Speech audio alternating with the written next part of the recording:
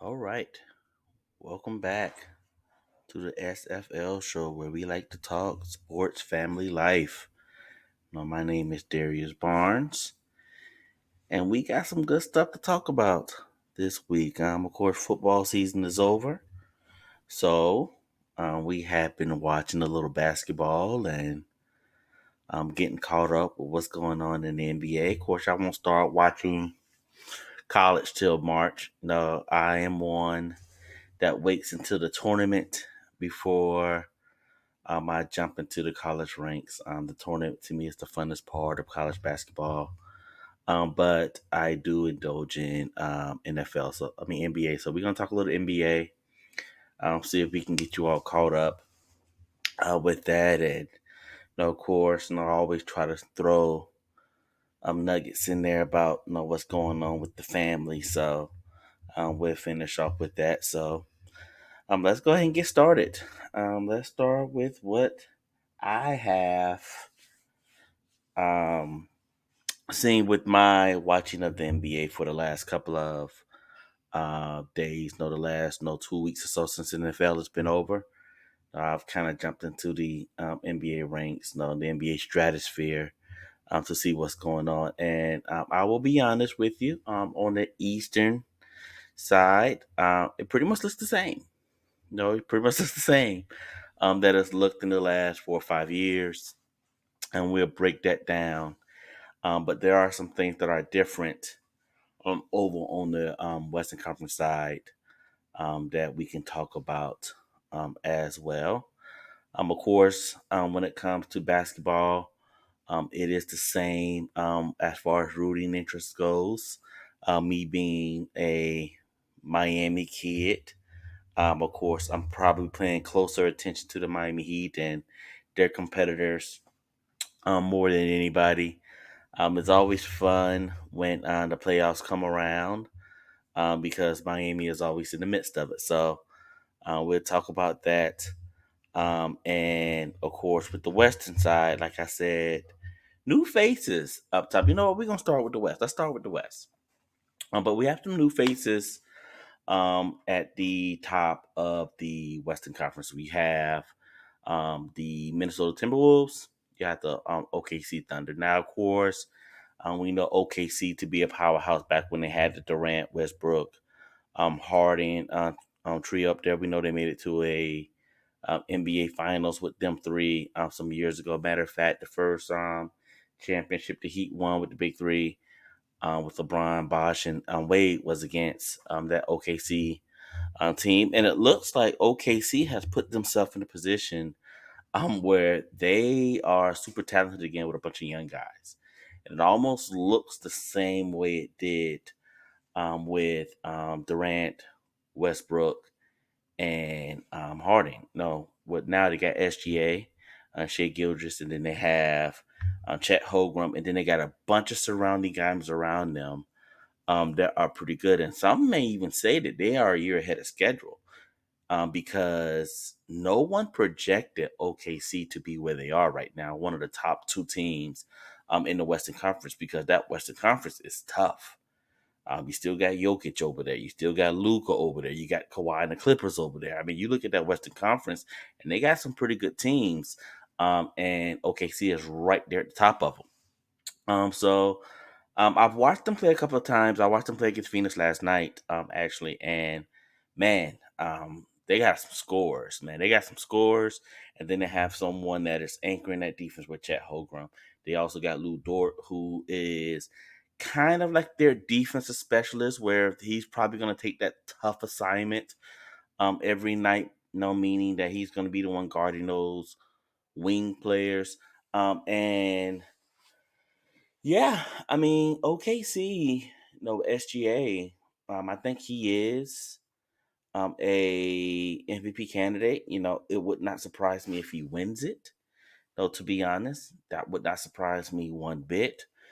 But it's going to be interesting to see what that young team does in the playoffs. I would love to see them match up with someone like Denver or someone like the Clippers, who has a little bit more experience, and see how they handle that because that's always that true testament or whether that team is ready when they match up against those more experienced teams, those more seasoned teams, and seeing how they handle that when the pressure comes on. We all know that when the playoffs come around, the game stops. It becomes more of a half court game. You don't see a lot of the fast breaks, things like that. So, can you execute your half court offense and get scores that way? Can you play tough defense? No, and the coaching plays a big part when it comes to the playoffs. So I will be very anxious to see what happens with OKC in the playoffs and how they handle that. And it's the same thing with Minnesota. I mean, Minnesota, once again with Ant Man and that crew. The thing that I'll say about Minnesota is they have a little bit more experience than OKC. Ant Man, he has been in the league for maybe 3 or 4 years now. But you talk about Rudy Gobert, you talk about Mike Conley, you talk about guys that have been in the playoffs at times before. No, when you look at those guys, they have playoff experience. They've dealt with heartache. They've dealt with winning series, things like that. They should have an idea as to what it takes to win games. So you take that experience and then you surround it with young talent like an Ant Man and some of those pieces around there. It's going to be interesting to see what they do in the playoffs. And what makes it even more exciting is those young teams are at top, and then those younger, those older teams, the Lakers, the Warriors, they're down at the bottom, even like the Mavericks. And it's possible that if they are a 1-2 seed, OKC and the Lakers, if they don't match up with each other in the playing games, that OKC at 1 could be playing the Lakers at 8, and Minnesota at 2 could be playing Golden State at 7. And who that will be very interesting to watch. To see if these young teams can handle um, a LeBron and an AD in round one, or a Steph and a Clay in round one. That will be fun to watch. That would be very interesting to see. So we'll see. Of course, I still feel like the favorite to win the Western Conference is Denver. I got a chance to watch them play a couple of times this weekend. And Jokic, still Jokic. I feel like he is the best player in the league.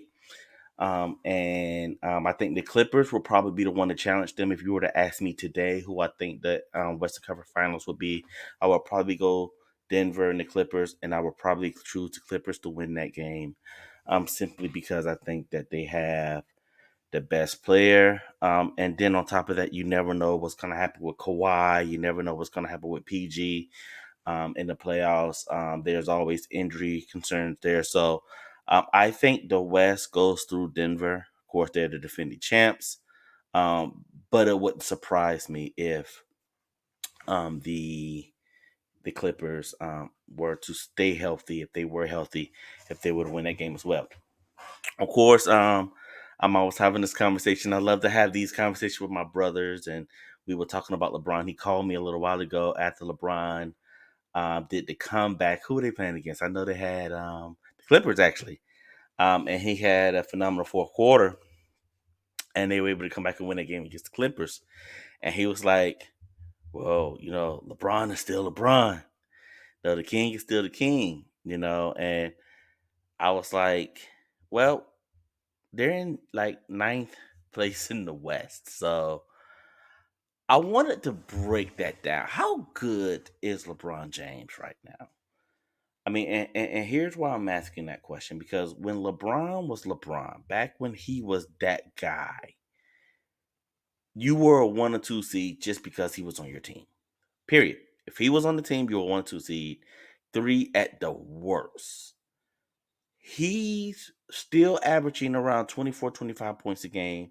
AD have not missed a ton of games this year, and they're like ninth. No, they're hovering around that 8 through 10 playoff slot, and I don't know why, because none of them have missed any games. So can LeBron not carry a team like he used to? I mean, I think it's obvious that he can, but where does he sit as far as best players in the league right now?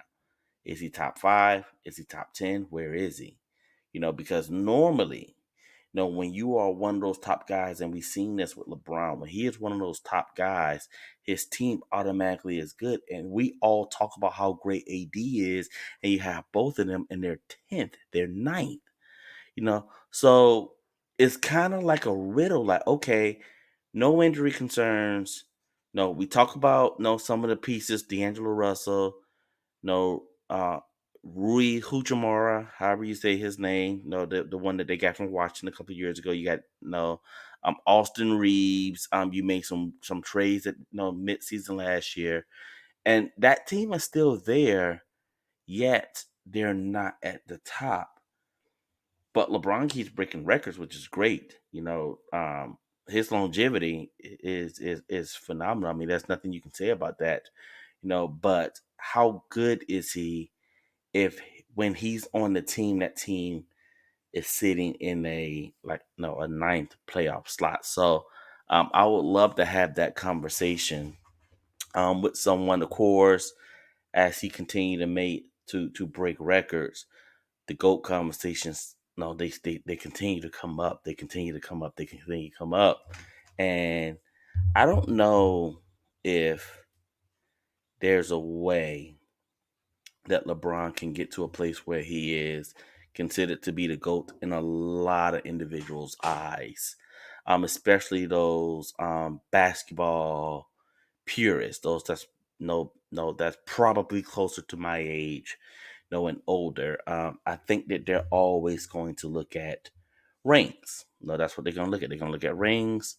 They're going to look at um, Michael's 6-0 records, in the play in the finals, and they're going to base their GOAT conversation pretty much on that. But I'll say this: I think Michael Jordan is the best player to ever play the game. When you talk about guards, now if you want to get into Kareem Abdul-Jabbar and all those guys, I don't know why Wilt Chamberlain's not in that conversation more. When you look at some of the things he did, but when it comes to guard, I think Mike does take the cake there. But LeBron has done a few things that I don't think Michael Jordan has done or would have done.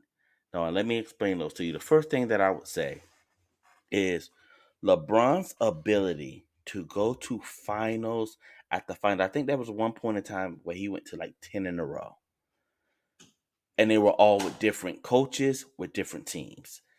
And that's pretty impressive. That's pretty impressive. He went to 4 in Miami, and then he went to, I think, 3 in Cleveland. No, 3 back to back in Cleveland. And then, okay, so I think he went to 7 to 8 in a row. I don't know if that was one before Cleveland. No, that was one before. No, before he got to Miami. But he went to like 7 to 8 in a row. But he had lost one in Cleveland before he got to Miami. He had also, yeah, okay. So no, he's been to quite a bit. When it comes to the finals, I think altogether he's been to like 10, and I think there may be 7 or 8 in a row that he went to. No, I'm just trying to recall this from the top of my head. Different coaches, different teams, different teammates, and yet he continued to go to the finals. I don't think that's anything Michael has done or can do. I think Mike's continuity was always the same. It was always together. And I think that speaks for something. A lot of people don't think so, but I think that does. The other thing that I think people will never recognize or understand, because I don't know if it's going to age well, is that Golden State championship, that Golden State Cleveland championship, the one he won in Cleveland. I don't know if anybody could have pulled that off. That Golden State team is considered to be one of the top 2 or 3 teams ever in basketball. And for LeBron to go and take his team, Cleveland, and beat that team, to me, is unheard of. One of the advantages that I think Michael Jordan had in all of his finals is that he always had the better team. Michael Jordan always was the best player on the court. And in his finals, the second best player on the court or the third best player on the court was on his team, depending on who they were playing. If you go back to the beginning where you talk about their first championship against the Lakers, you had the Lakers. Mike is the best player on the court. You had an old Magic. You had an old Kareem. I will say that the second best player on the court during that series was probably Scottie Pippen. No, that second championship when they went against I don't know if it was Portland or Phoenix. I think this was the Portland one. You had Michael as the first best player on the court, second best player. You had old Clyde Drexler, Terry Porter, second best. I would say was Scottie Pippen. No, the third championship against Phoenix. No, I would say that Mike was the best player on the court. You could throw Charles Barkley as the second best player on the court, and then the third best player was Scottie Pippen. So Mike always had two of the top three players on the court whenever he was playing, and he was always the favorite. If you look at all his finals, he always had the better team. He was always the favorite, and you can say that was because of him, but he also had the best players. During that time frame, it wasn't like that he had a bunch of scrubs out there. His first three, he had it was Mike, it was Pippen, it was Horace Grant. Horace Grant is not a Hall of Famer on also, but he was a really good player. And then of course the second one, people don't realize it, but those teams were loaded. No, you had Ron Harper on those teams. You had Mike, you had Scotty, you had Dennis Rodman, you had Tony Kukoc. Those teams were pretty good, which is why he always was the favorite. So you look at his second run, against Seattle, Utah, and Utah, you might be able to say out of the top five players on the court, three of them was on the Bulls. Just to be honest, I mean, that's just that team. That's just who they were. And then you look at what LeBron was doing in his finals. It's not very often when LeBron was the favorite. His teams were never the favorite. You know, so you see what he did against that Golden State team, where he's probably the best player on the court, although Steph won the MVP unanimous that year. But the second and third best player on the court is probably coming from Golden State. You had Steph, you had Clay. Now you have Draymond on that green, who was right in the prime of what he was doing. Andre Iguodala is on those teams. So it's a matter of how far you want to go down before you say, okay, where do you slide Kyrie at? Because of course Kyrie is great. Kyrie is an all-star, but is Kyrie as good as Steph Curry? No. I would say that Kyrie is not as good as Klay Thompson because of how Klay Thompson played on both sides of the ball. So I would say no. Um, I would even say that at that point in time, Draymond was more significant and no, not a better scorer whatsoever, but Draymond did more for his team, that Golden State team, than Kyrie was doing. So you can have that argument, and then you may be able to get the Kyrie, and Kevin Love, who was kind of taking that third position. So um, I think that championship really needs to be emphasized a little bit more because I don't know anybody else that could have done that, man.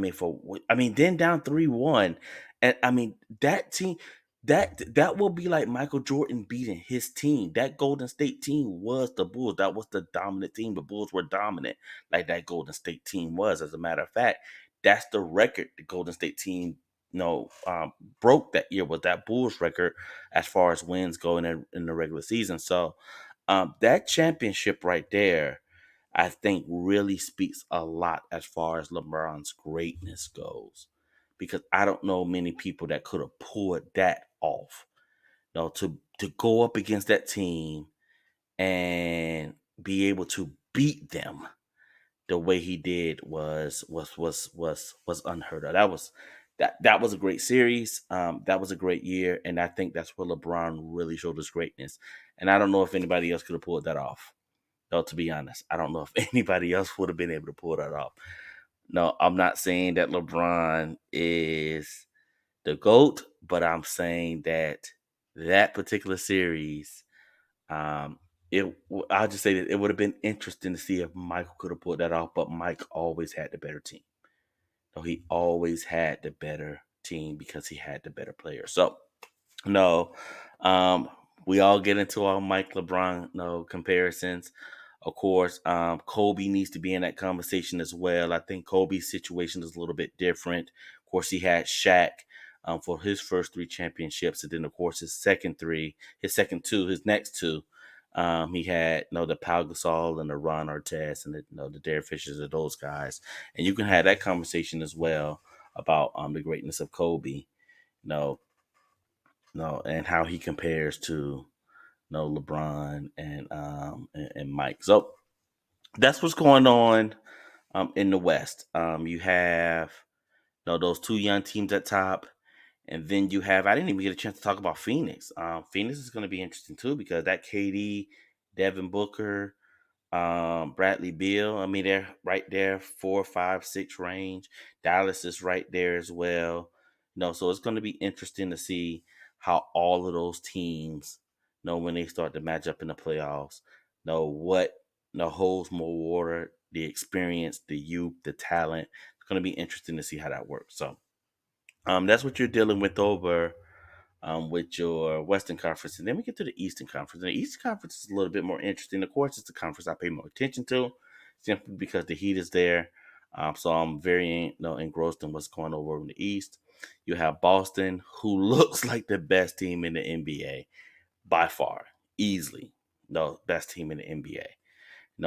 What Boston has done and how they continue to add to their team is almost maddening, especially being someone who is a Heat guy where you have guys that want to come to Miami and we can't even get those. And then I look at this Boston starting five and it's Tatum and Drew Holiday and Porzingis and Jalen Brown and I'm like, how did they get all these guys? How can they pay for all these guys? And they're able to just continue to bring these guys in. And believe it or not, they bring them in so they can beat the Heat. Now, here's what's interesting about the Eastern Conference, and this is a question I would love to have. And I've heard Levitard and those guys had this conversation before because I do listen to a lot of those guys throughout the week, and a lot of times they're having really good conversation about this. But if you were to ask the question, who is the best team or who has been the best team in the East for the last 4 or 5 years, it would be interesting to see what people say because Milwaukee's won a championship within that time frame, and Boston probably has the best overall record in that time frame. And I'm talking about the last 4 or 5 years. So you go right back to maybe the bubble, up to now. I bring that up simply because of the fact that most people will probably tell you that it's either Milwaukee or Boston, even though out of the 4 years, no, the 4 years that he had been to 3 of those Eastern Conference Finals and 2 NBA Finals. Okay, you look at the bubble; they had they made it to the NBA Finals that year. I think the next year they got knocked out in the first round by Milwaukee. The year after that, they were a shot away from getting to the NBA Finals again. And of course, last year, they were in the NBA Finals again. So it would be interesting to hear who they would say or who people would say is the best team in the East. Over the last 4 or 5 years, because the Heat has been to 3 Eastern Conference Finals, 2 NBA Finals, and nobody wants to see them in the playoffs. As good as Boston is, you listen to people and they want nothing to do with Jimmy Butler and this Heat team. And that's interesting because you're talking about a Heat team with Duncan Robinson, Hayward Highsmith, Caleb Martin. I mean, these aren't guys that should scare you, but for some reason, Milwaukee wants no part. No, Boston, they want no part. Now, I would even say the Knicks, they want no part of this team. And it's very interesting to look at from afar because I mean they don't have anything besides Jimmy and Bam. No, I really like how Bam has made a step. Tyler's there as well when he's not injured. They don't have anything that really no, that sticks out. They don't have what you would deem someone to be like a Giannis or a Tatum or Brown. They don't have any of that. So it's very interesting. I mean, you look at Milwaukee, with Giannis, Dame, Chris Middleton is still there. I think he's going through some injuries as well. But you would think that that will be a team that individuals fear a little bit more, but no, it's not. No, it is Miami. So I would throw that question out there: Who has been the best team in the East for the last 4 or 5 years? And I would love to see, and hear what individuals would say about that. And it doesn't matter through injuries, whatever the case may be. The Heat was there. I was listening to somebody talk on TV the other day.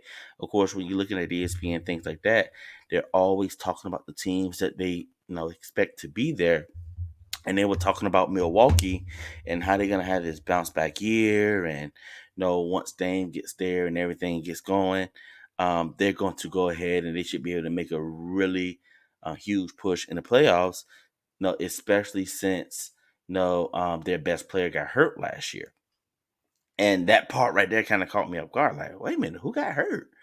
And I guess though they were talking about Giannis getting hurt. So last year in the playoffs, no, and I'm gonna go ahead and I'm gonna put my no my hat on for my fandom.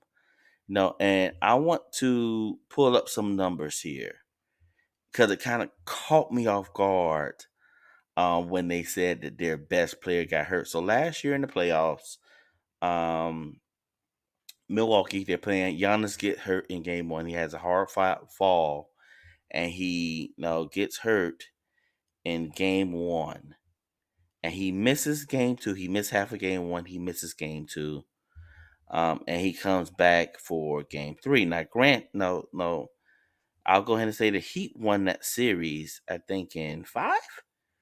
I think they won a five. And they went to the where Giannis got hurt.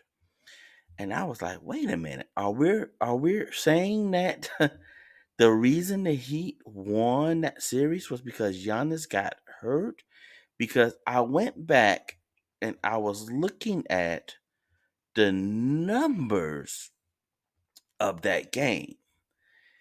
And what Giannis did in game three and game four was crazy as far as numbers go.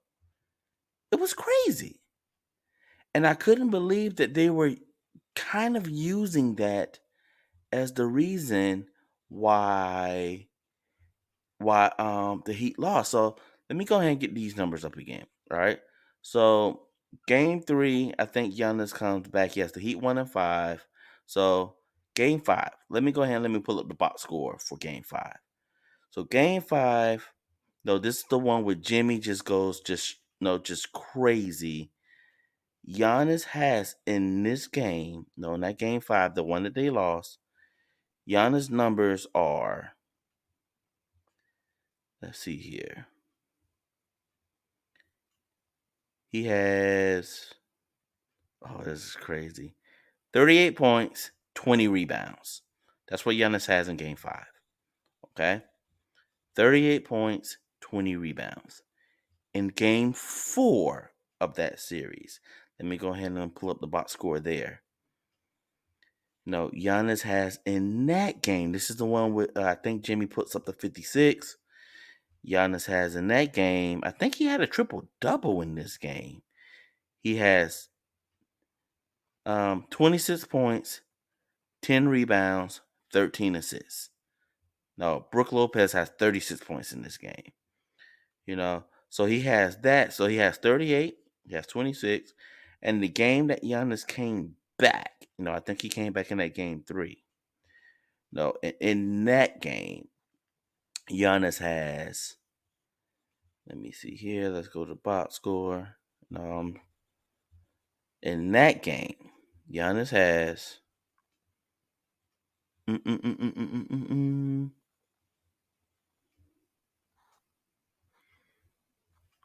Okay. Actually, I think he doesn't play in the game. He comes back in the game 4, game 5. Okay, so he does come back in that game 4 and game 5. So no, it was interesting listening to them talk about them not winning because Giannis wasn't there. You know, and then on top of that, it's almost as if we don't even bring up that Tyler Hero actually got hurt in game 1 as well, where he broke his hand. Now, not by any means will I ever say Tyler Hero is better than Giannis. No, not even close. No, we're not going to have that argument. But I do feel like Tyler Hero is very important to what the Heat want to do and how that team runs. I do feel like he is very important in that aspect. So the fact that he wasn't there never gets brought up. It never gets brought up. We just talk about, oh well, no, Giannis was hurt, even though he's putting up triple doubles and almost a 40-point double double, in those 2 games. So Giannis was not the reason that they lost those games. Like, he's not the reason they lost those games. I think those games were lost simply because the Heat were just playing better. They just played better. They just outplayed them. You know, you're not going to tell me somebody was going to come in there and play better than Giannis played in those last couple of games. So, um, yeah, people should stop saying that. No, people should stop saying that. And no, this year is going to be very interesting because now Milwaukee has Dame. Of course, Drew Holiday has went over to Boston to help out that team. And then you still have the same Heat team who's just no, just chugging along, just continue to tread water, things like that. And that is the team that nobody wants to face, in the playoffs. So we're going to see what happens there. Everyone else is just usual suspects. You still have your Cleveland. Matter of fact, Cleveland's been playing pretty well this season. I think they are the 2 or 3 seed right now. No, of course, no Milwaukee's there. Philly without Embiid, they're dropping. So it's going to be interesting to see what happens with them and if Embiid comes back. You have, I think the only difference is where you normally would see like Chicago or Atlanta. I think Orlando is sitting in that 6, 7 spot.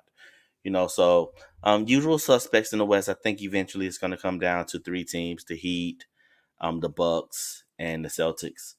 And it's going to be the team that's playing the best there. It's going to be the team that has the best coaching and the team that's playing the best. I think it's safe to say that out of the coaches, I think Spoelstra wins that competition. But as far as the talent, things like that, it's going to be interesting to see if the Heat can turn on again what they've turned on over the last couple of years. What's going to be interesting with Boston, and I've seen this with a few teams, is they play at their peak throughout the season.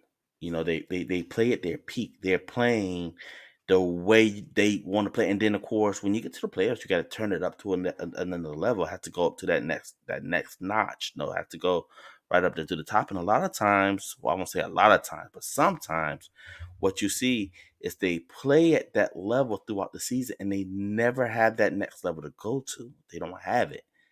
And a lot of times you see that be the downfall of some of those great teams that we see have these phenomenal regular seasons.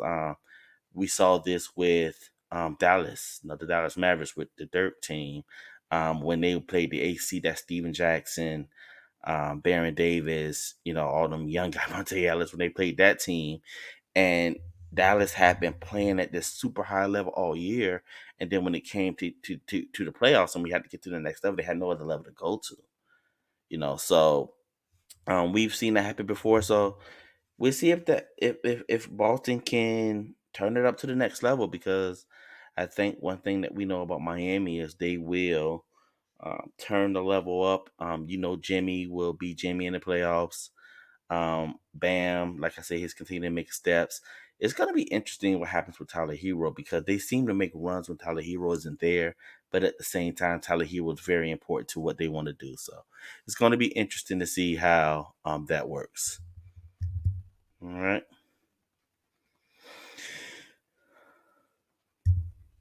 had to put my mic on. I put my mic on mute to sneeze, and then it didn't come out. Then it just came out just now. But very interested to see what happens in the playoffs on both sides, the East and the West side. So we'll see what happens. Was having this conversation just to stay in basketball, but I was having this conversation with my kids the other day because I love talking sports. Of course, that's why I do this, just to be able to get my thoughts out there and talk a little bit about things that are going on. And we were talking about Scottie Pippen. Just to flip it back to those Bulls teams. And we were talking about Scottie Pippen and how good Scottie Pippen was. Now, I do think that people feel that Scottie Pippen is an extremely good player. We know he's in the top 50. But I think that people that didn't watch him play, even some people that did watch him play, they don't marvel the way they should at how great this guy was. And I was having this conversation with my dad as well. No, and I think that Scottie Pippen showed how great he was the first year Michael Jordan retired. And I was having this conversation, what I brought up. I was like, when Mike retired that first year, when he retired, and I'm sorry, that first year, not the first year, but after his first three championships, when Mike stepped away from the game, he retired. And I was asking, was Michael Jordan the best player in the NBA at that time? Was he the number one guy? Was he the best player in the NBA at that time, man? And of course, my father was like, yes, he was. So I wanted to ask this question. If you have a guy who was the best player in the NBA, like for instance, you take LeBron James off those Cleveland teams back when he was in his prime. Who was the best player in the NBA? I think Jokic is the best player in the NBA right now. If you take him off Denver, Embiid, he may be one to best player in the NBA. And you see, Embiid, out of Philly, not playing. You see what Philly is without Embiid. So you talk about taking the best player, not an all star. No, I'm not talking about you just taking an all star or anything. But I'm talking about a guy that we deem that's the best player in the NBA. That's the best player in the NBA. Now, if you take that guy off the team, how good is that team? And that was the question I would ask. I mean, we can go back to the Kevin Durant when he got hurt in OKC, kind of his first big injury, and Russell Westbrook was the only one there. Even with Russ being there, Russ won the MVP. But how good was the Thunder? You know, um, and you flip this back to Pippen. They took Michael Jordan off that team, and Scotty took that same team that lost the best player as far as he did. I think they went from winning 57 games the year Mike was there to 56 games the next year with Mike not being there. And I think that speaks to the testament how good Scottie Pippen was. And a lot of people don't recognize that. Now, a lot of people will say, oh, he didn't win a championship. Well, he didn't. No, but Mike didn't win any championships without him either, and that's not to diminish Michael. But we used it to diminish Scotty for some reason. I don't know why. Now, I am not saying Scottie Pippen is better than Michael Jordan. I would not say that. I'm not saying that. But I do think that we need to marvel at how good that guy was. Scottie Pippen, to me, was the first LeBron James. He was the first guy that you saw that was a three, that was a small forward, that can run the offense, that can shoot, that can drive. And he was, without a doubt, to me, the best defender I had ever seen. He was Kawhi Leonard before Kawhi Leonard. Long arms, quick hands, quick feet. There was no mismatch for him on defense. He can cover everybody from the one to maybe the four at that time. So I think he needs to get a little bit more credit for that. And like I said, I don't think that he is as good as Michael. I don't think he is Michael, but I could understand how he feels a little slated or he feels a little disrespected when he see Michael Jordan come out with this 6-part series and it's all about him for the most part. No, and I was listening to Gilbert Arenas and some of those guys talk. Love that show. That show is no Gil's Arenas. Love it. No, and they were talking about, hey, if they're not going up there and talking about how much fun it was to win, then what is this ring culture thing we talking about? And I understand that perspective. I understand what they were saying with that, because it seems as if winning should be the only thing that's important. But I think people want their due diligence. I think they want their credit as well. I think people want what's due to them as far as what they put into it as well. And that documentary didn't quite do that. It focused on Michael and his greatness and things like that. And it's almost as if it was like, okay, I was this guy and I had to pull these other guys, along for the ride. I don't know how true that is, but I can understand if that wasn't the case, guys saying, hey, it didn't quite go that way. That's not exactly how it went. And I don't think they're complaining about winning. I think they just want a more accurate story out there. And if that means that they have to tell their side, then so be it. We'll tell our side, not for lack of appreciation, just so we can be a little bit more accurate. That's how I see it. I don't think that it's a form of disrespect if they're not going up there to be disrespectful. If they're just going up there to tell their version of the truth, we'll listen to Michael. Why won't we listen to the others? I mean, that's how I see it. They're all champions. They're all champs. No, why do we only want to hear one side, one version? No, because we deem this guy to be the greatest, so his word is gold, and what everybody else says is it doesn't matter. It's not true. I don't quite see it that way. I think Mike is the greatest. I think that he's probably one of the hardest worker. We know he's one of the most disciplined. We know he's one of the most detailed. But I also think that these guys probably have a side as well. And just how we listen to Michael, we should listen to them as well and get their version of it and see what it was like for them. No, so that's my opinion. No, not that it means anything, but no, I will be very interested in hearing, their version of how things were and how those championship runs went, in their eyes. So, we'll see what happens when that starts. No, when that's made public and that information starts to flow. So, and that's where we're at in the NBA. We'll see exactly who reigns supreme. As time goes on, we are about maybe 15, 20 games away from the playoffs getting started. So you will start to see these teams really start jockeying for position and maybe turning things up. And it's going to be interesting. It's going to be fun to watch. It's going to be a lot of fun to watch as the rest of the year goes. The rest of the year goes on, and we get to the playoffs. Of course, no, we have college basketball going on as well. Like I said, I don't really watch it until we get into the tournaments, things like that. But I do see that things are happening in the women's world. And of course, with it being Women's History Month, I think that we owe it to our ladies to talk a little bit about the things that they're doing and the accomplishments that they are having this year. I mean, what South Carolina is doing over there, being undefeated, 28-0. I think they were 28-0. They need to be talked about more. I know we spend a lot of time talking about Caitlin Clark. She's phenomenal. She's great. I consider her to be the female Steph Curry. I mean, but what South Carolina is doing is really dominant. No, and I know that they ended up losing, I think, in the Final Four, the women's Final Four last year. Um, But that team is really done. But what Don Staley's doing over there, continuing, to build that program. You might even be able to say that they're becoming. I'm not going to say that they're yet, but they are becoming what UConn was all of those years. Pay attention to South Carolina, because I think that they're always going to be, in the running for the next up and coming years as long as they have that coach there, who is feisty, she's fiery, she's super smart. And of course, Caitlin Clark, what she's doing over in Iowa, how she's put Iowa on the map.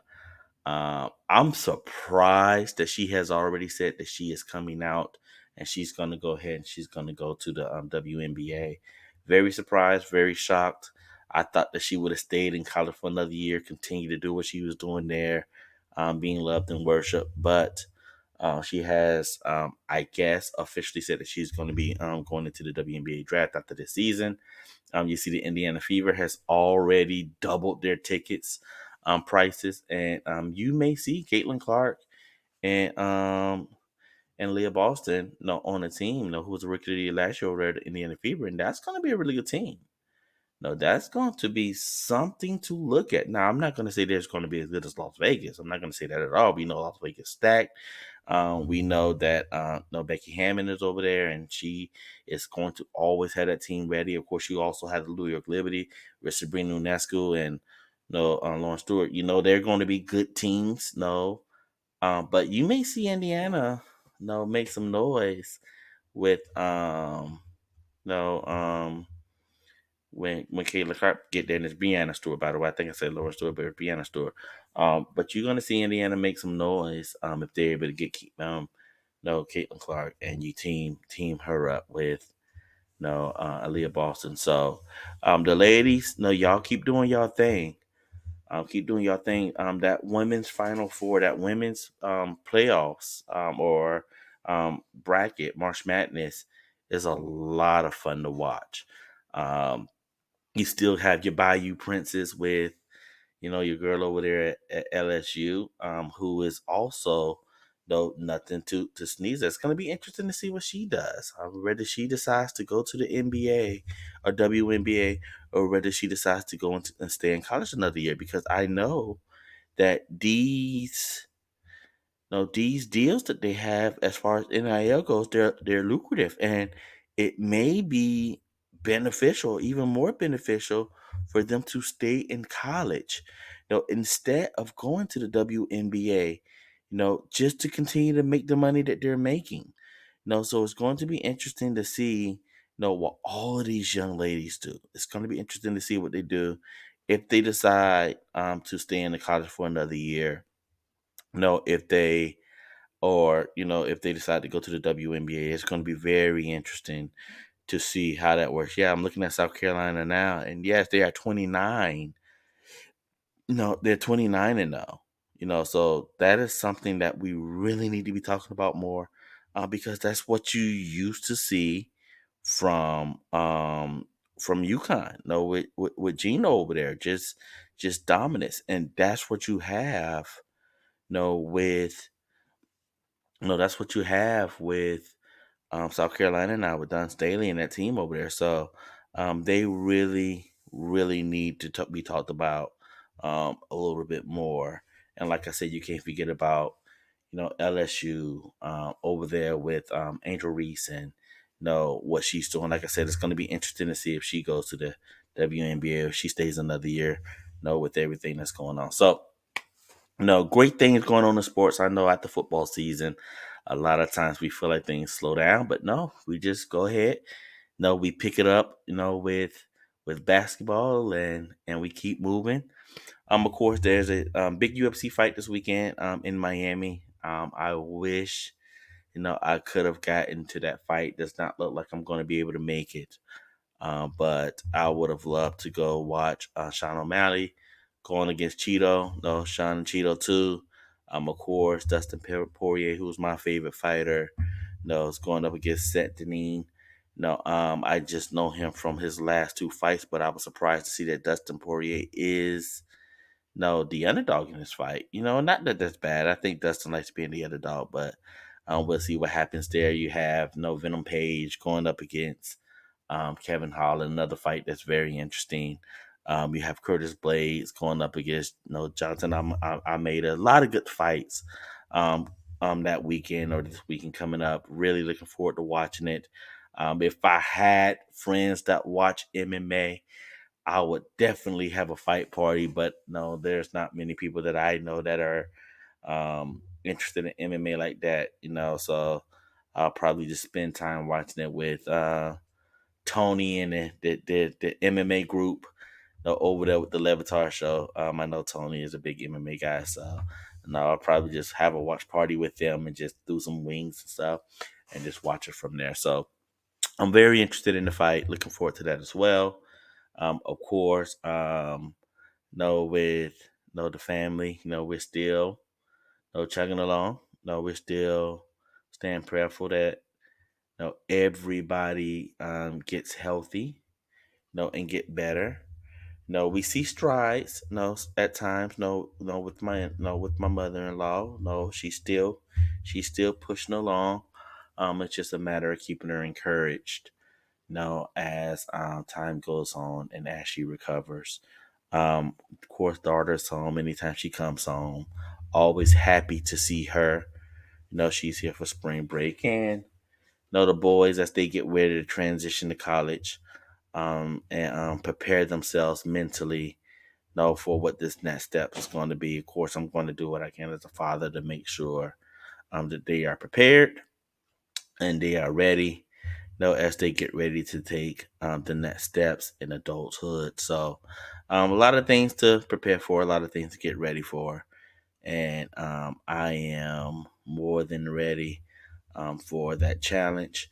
Of course, with my wonderful wife who works so hard. I don't say a lot about her, but she works really hard.